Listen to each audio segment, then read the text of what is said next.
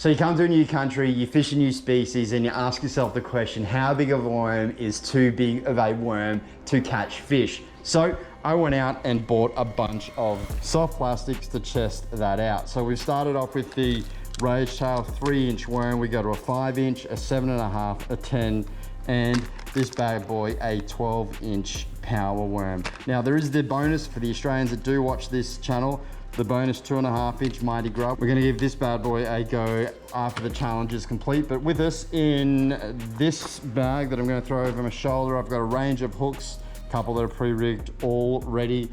And we're gonna take with us land-based today 2 rods. One spinning rod because you know, some of these worms are actually quite lightweight. And the other one is going to be rigged on a Texas rig for the bigger worms. So I'm going to pack this stuff up and start walking.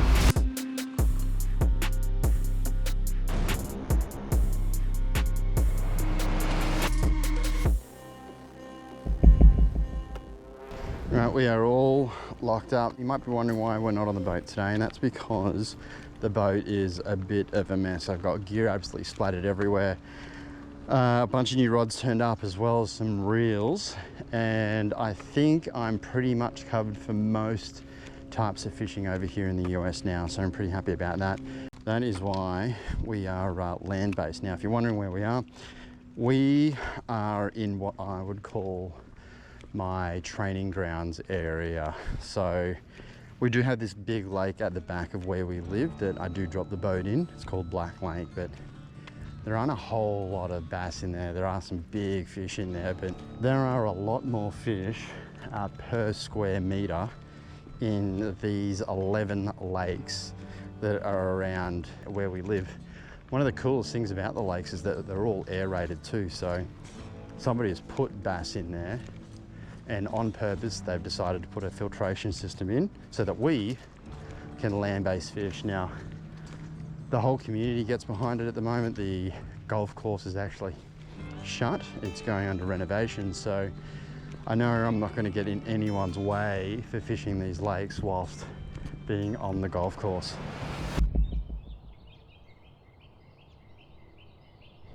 Oh, how good is this? Look at all these ducks. And you can see the aerators. There's 1, 2, 3, and 4 up the other end, aerators. I'm going to get close to these lakes. It's the right time of year that alligators won't kind of jump out at you, but there is certainly, it's just too hot. And so the level of gators that I have seen since I first arrived versus what I'm seeing now has changed significantly. So we're going to start with a senko. Now, a senko is a bit of a staple over here for the finesse game. Now, you can see an old one rigged here. It's actually not a senko, it's a senko rip-off, the one that I'm ripping off. This is a senko though, Yamatoyo senko. Now, you rig it just behind what's called the egg sac, which is this little spot just here. And it works by floating down, and you can see those 2 arms on the end there. They just flutter on the way down, and fish can't resist it. Now, it is a finesse presentation that guys over here use, and you can see here there's a little bit of weight on it. It's a 116. That's just because this lake in front of us is a little bit deeper, but usually it's rigged weedless, so, and they skip really, really well. It's one of my favorite dock fishing techniques since I've been over here. So we're going to work not the middle because it does get to about 30 or 40 foot deep. So we're going to work kind of this edge. You can see that we're probably 15 feet, you know, 7 or 8 meters off the side of that edge there, and there's a weed line. So we're going to work the inside of this weed line, or the outside, I guess, so the drop off as we walk around, and throw this bad boy around. Now, it is a little bit of a slower technique, so I might fast forward a little bit here and there, but it is one that I'm actually a little bit confident on. So I'm just going to go through these randomly. I'm really starting at the senko because it was already tied on, but this is the 5-inch lure, and we're going to work out. I like the look of this corner up here, but let's make our way around. So one of the things you'll notice about a lot of the lures that we're using today, they're blues. They're black with a blue flake, and they're green with like a red watermelon, and they seem to be the staples over here equivalent to your bloodworm and your motor oil grubs back in Australia. These two are really popular. Now I did drive past this lake a little while ago and the water level seems to be quite down on it. Curious why that is. Someone said to me that Florida hasn't been raining as much as what it has been. It's raining about a third of what it usually does, which I think is crazy. I really like working these corners because it does wedge a whole bunch of structure and deep water into one small tiny area, and that generally accumulates fish. Oh yeah. I don't know if that was a fish biting it or... Yeah, it is. Yeah, we're on. Sometimes you just don't know. Sometimes, oh yeah, here we go, she's woken up. And she gets heavy, right? When she gets into this weed, they start to get heavy. There we go, there she is. Nice fish. That is number one. Yeah, as the senko falls off, as we land her. And she's not a huge fish, maybe 3/4 of a pound. What would that be? Like 300 grams back in Australia. But you can see pinned in the corner of the mouth, and the top corner of the mouth, that's exactly what we want. Really nice fish to start. See you, buddy. That is the 5-inch senko complete within 3 casts of walking up this bank. So let's untangle this rod and rig something that has been working really well for me, and that is a 7.5-inch speed worm. So the 7.5-inch speed worm is a different color. I've got it in a green, what's otherwise known as watermelon red, and it's the same watermelon red that we use in Australia. And you'll notice a difference when I start using this rod as to the techniques that we're going to be using here. So this is called a Texas rig. We've got a stopper on, we've got 25-pound line to a stopper, and then a 1/4 ounce running weight, and we need that stopper so that the weight doesn't go too far forward. So we're going to stick that bad boy there, just a little bit forward while I rig it. And this is a Zoom speed worm, 7.5 inches, and it catches them. Speed worm, I guess because they do get worked a little bit faster than normal, and they're a little bit less of a finesse presentation. I guess in terms of power fishing, they're still kind of finesse, would you believe that or not? But we're going to rig it like that, and she catches them. So this is probably what I would consider, I wouldn't say it's my comfort bait, my confidence bait, but it's got to be pretty up there. I really like the wacky rig that we just used, and that would be my confidence bait down the line. Now this is a brand new reel. We just picked this up in the mail. And if I think about it, that fish hit it at the bottom, didn't it?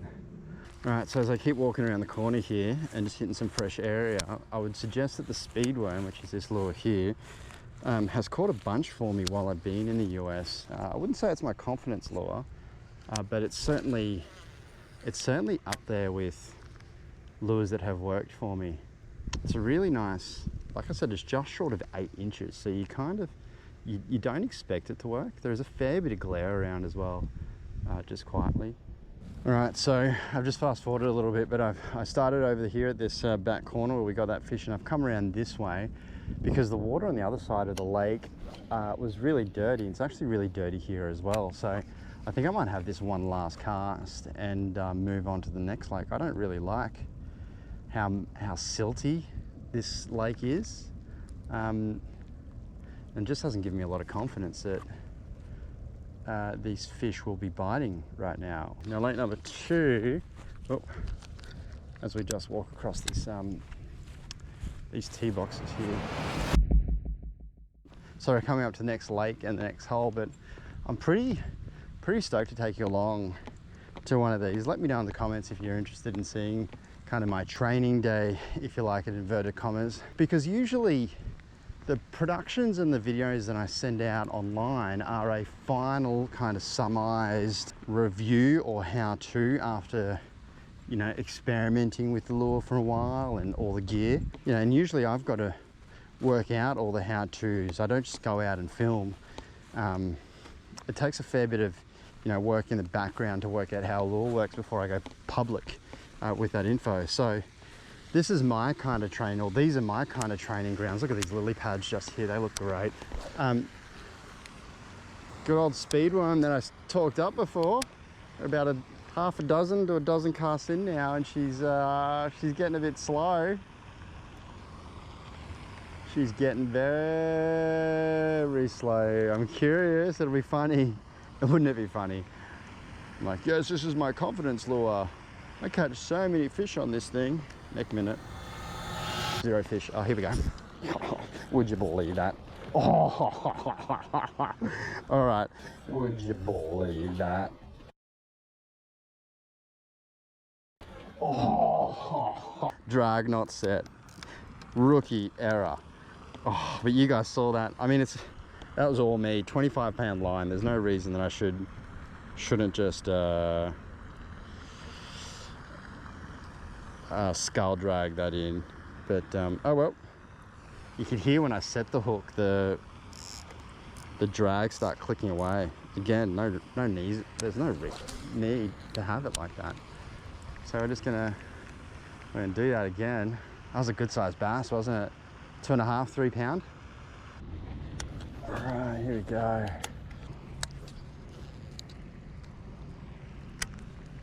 Tell you what, this place is hot, Florida. It's got some humidity to it, particularly with the rain.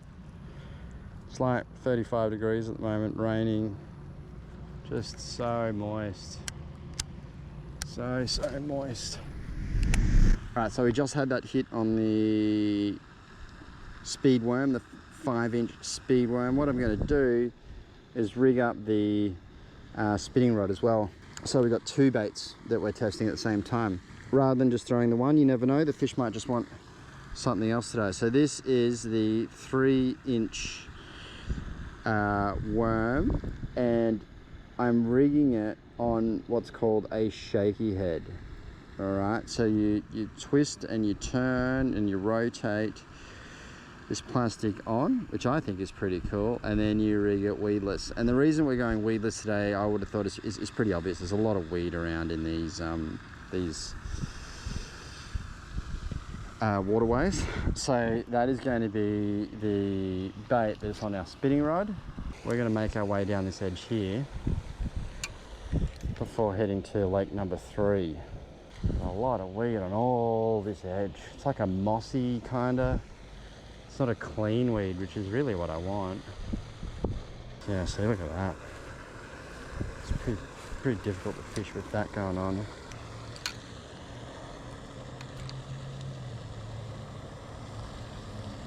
This spot is almost unfishable. My old man's out, taking care of the greens, fairways.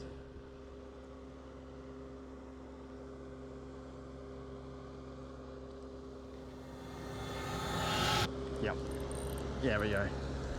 So they like the finesse stuff, hey? Oh, he's gonna get into that weed and get real heavy on me, I bet. Oh, that's a good sized fish. Look at him. See if I can just drag him up away from that. No. Oh, he wants to go back in. Good on him. Good on him. But no. Sorry, mate. That is much better size. On the finesse, right? So I've been throwing around that big worm. Well, I would say it's a middle-sized worm compared to what we're going to, but the Strike King 3-inch worm has accounted probably for a 4-pound bass. She's a nice pond bass. Really nice pond bass. Look at that. It's absolutely gorgeous. A little bit dirty, unfortunately.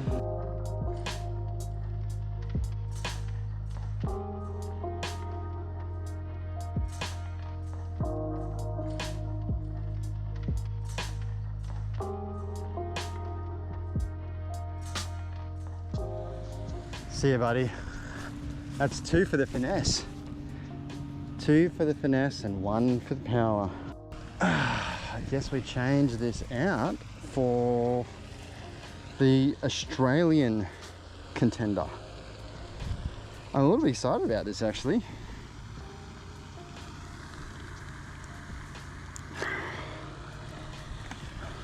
Who doesn't love a good Aussie competition in a light game? So that was a 1/8 jig head. So I'm going to use one of these 1/8 jig heads. Now, the thing I don't like about this is it's the only size that's really going to fit that grub, and I don't have any hidden weight system kind of that will fit that. Now I'm going to go the motor oil because Jesus Christ, I haven't thrown motor oil over here once. This is the first time I've thrown motor oil in a good 8 months, I think, which is a little while, I guess. If we do collect a little bit too much weed, I'm going to have to rig it somehow, another way, or fish it in another lake, which is highly likely. It's probably what I'll end up doing. Now, I don't mind, for those land-based guys, I don't mind those dogs having a bark at me, but it does annoy all the other neighbours around that are trying to live. So I'm going to get out of here and just move around the corner.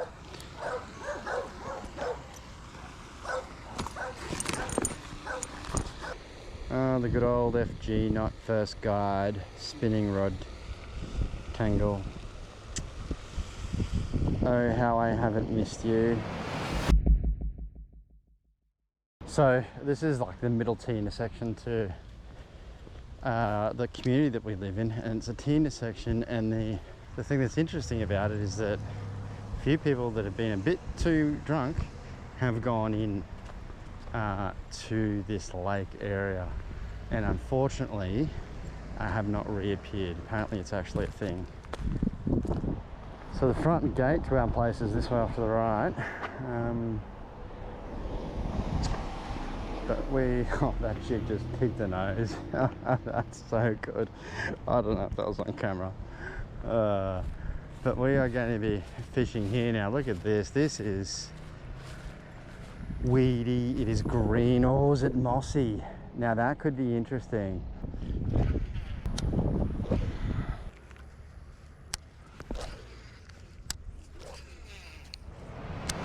Lake number 3, correction 4.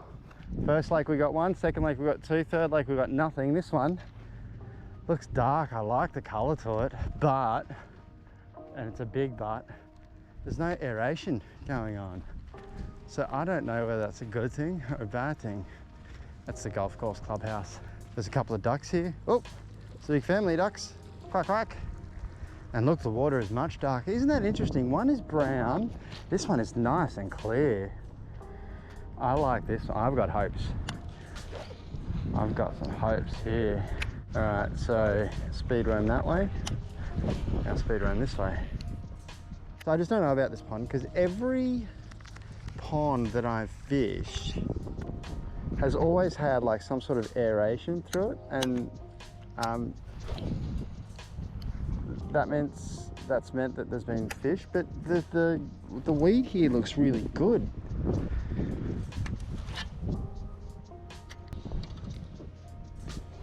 Let's go around the corner. Look at this mango tree. How awesome is that? Just on the golf course, gorgeous mango tree. Oh, yum.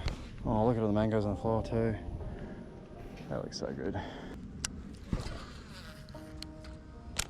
I don't know if these cranes are going to annoy me or what, but they ain't giving up their shade. They know what's going on. Yeah, here we go. Oh, that was a fish. Too worried about the bloody birds. Too worried about the blooming birds. Hey buddies, I'm just going to share in here with you, alright? Is that alright with you guys? Can I chill out here in the shade? Thanks guys, appreciate it. Tell you what, the last 2 ponds have been real disappointing, haven't they?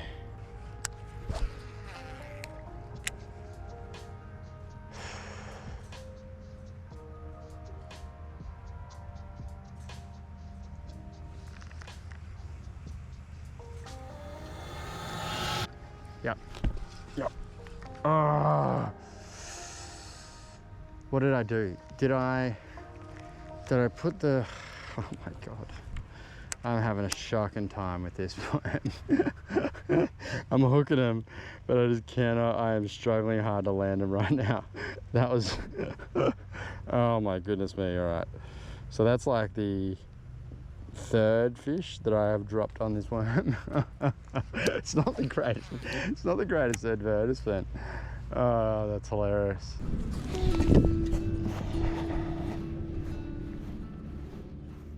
Right, so we had the speed worm off for a little while, and I'm going to upgrade it. I just think, whilst that 7.5 inch size has worked so hook 'em, it's been my fault that we haven't caught them. So let's go to 10 inch and see how that bad boy goes. Now, we've worked that lure for a little while as well, so I'm kind of over it. Look at this absolute beast. Oh, look at it. Right, so we've worked this speed worm lure for a little while, and this is a 10 inch lure. No freaking way. Oh, wow. Something just tried to eat that. No freaking way. A 10 inch lure just to me is look how big this is. It's ridiculous. I don't know how or what would even, I mean, a big bass would eat it surely, but a regular sized bass, like a 4 or 5 pounder, I don't know. Now here's the next problem. It's a 10 inch lure. The hook is only in the first inch.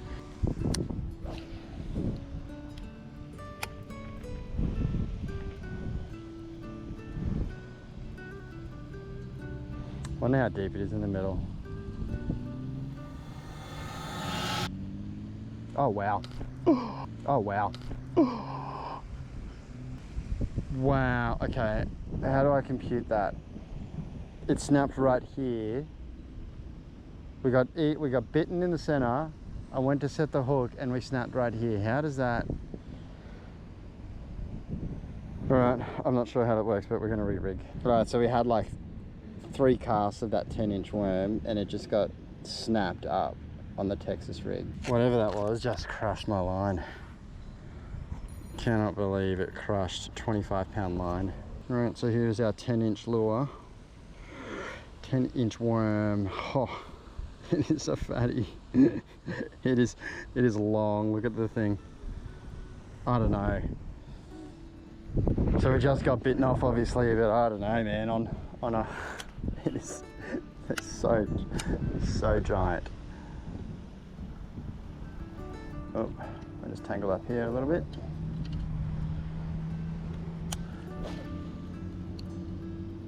And we got bit in the center. No, I'm gonna take some there.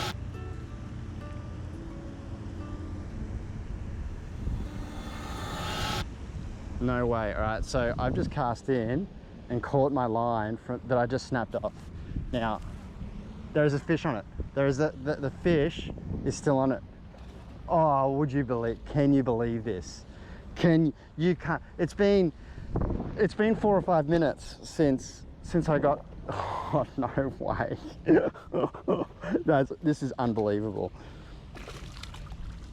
It's been 4 or 5 minutes since this fish bit me off and my line failed on me. And then I retied a new line on, cast it in, and that line caught this one. Oh, I guess it's logical because I had about 40 foot of line out, but you cannot script that. All right, we got the lure. I'm pretty happy about that because this fish would have been cactus without it. So see you, little guy. So what a crazy turn of events that was, like having the line fail on you and then re-rigging, casting out, catching the original line and catching the fish. Like, I don't know about you guys, but that's never happened to me before. I've never caught a fish by catching a line with a fish on the other end of it that, you know, whether it's me or somebody else has hooked up to before. Now I've got to untangle this. It's proper crazy. This is now what we are up to use a worm hook. It's 30 centimeters, 12 inches. Jesus. Look at this thing, hey? So the 10-inch worm, yeah, legit. How big is too big? These things, look at them. Look at this fish. Look at this worm, man. I feel like I want to gang hook the thing. I'm gonna leave my stuff there on this bridge, but use the bridge to my advantage a little bit. It's a nice little alleyway, I guess, of funnel area here. All right.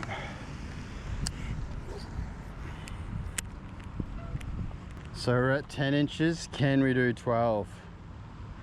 That is what she said.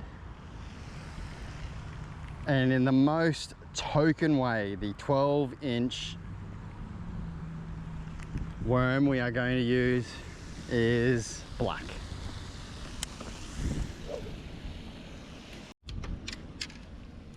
All right, as we move spots, we've kind of only got one of each to go.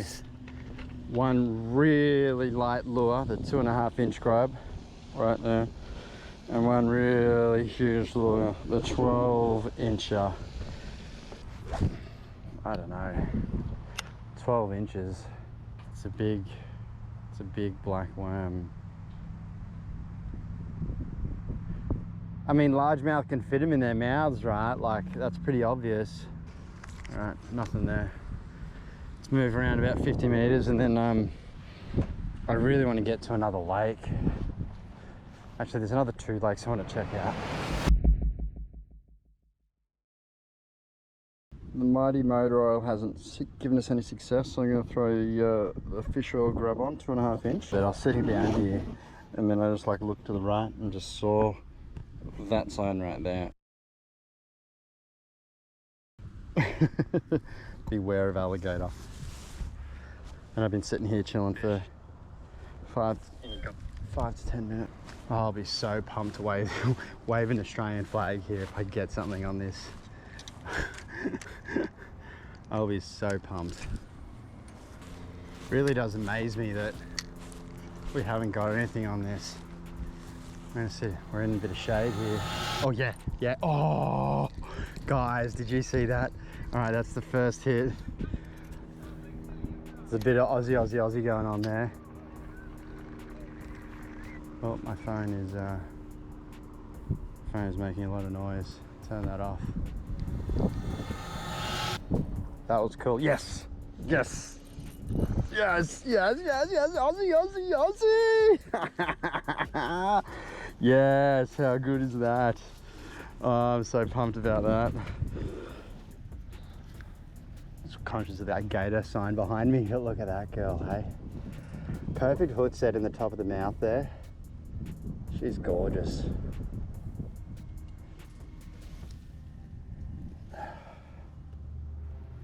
Absolutely gorgeous fish. About a pound, which makes it about 450, 500 grams. Nothing to write home about, but tournament legal technically. On the grub. So the motor oil grub, interestingly, she's good. So interestingly, the motor oil grub, nothing. Switch to the fish oil color, and it seems to have worked. Now I had a tap and I missed the fish, and then we cast back in and it went for it again. Now I don't know if it's the same fish, it could be a school. So I just put a cast at the same spot. I guess now we need to see that 12.5 inch. I just don't know, man. It's just such a big lure. I'm sure people in the comments are going to be like, man, we catch fish like that all the time on 12-inch lures. I'd be really interested to hear about it. Yes. Oh, that's number 2.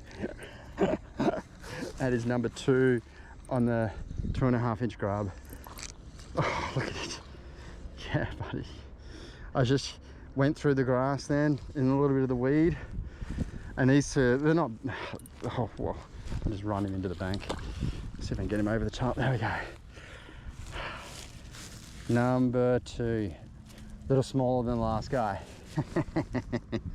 All right, the last pond has come through with the goods. So we've got one more to catch.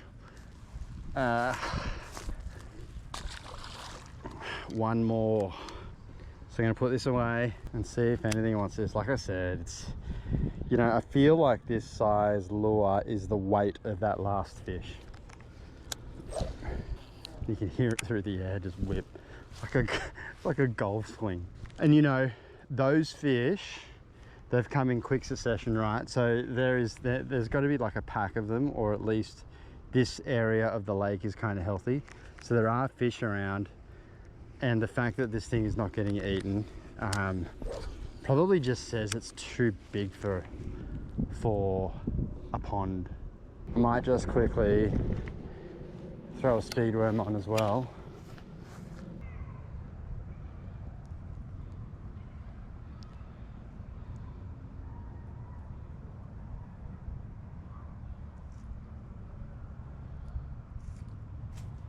I love these things.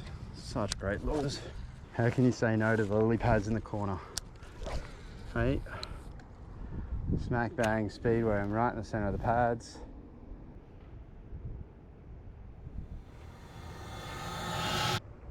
Yep. There we go. Speedworm. That's 7.5 inch catching. 7.5 inch thing catching probably the smallest fish of the day. Easily.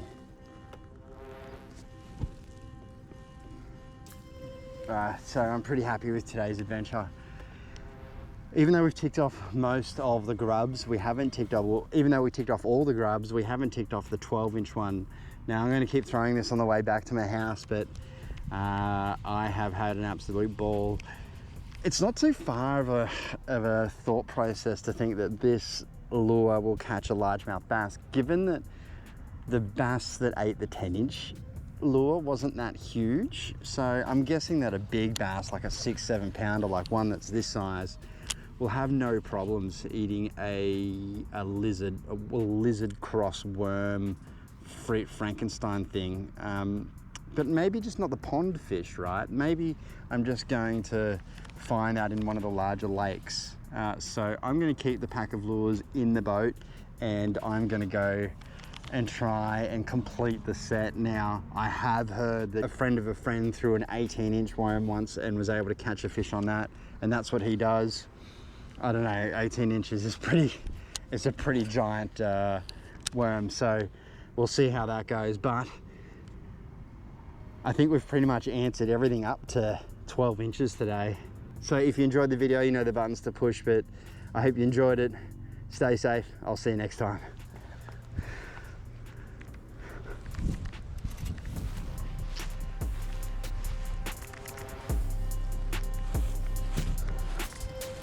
No, I'm not going to leave the camera here behind. That would be a chump move.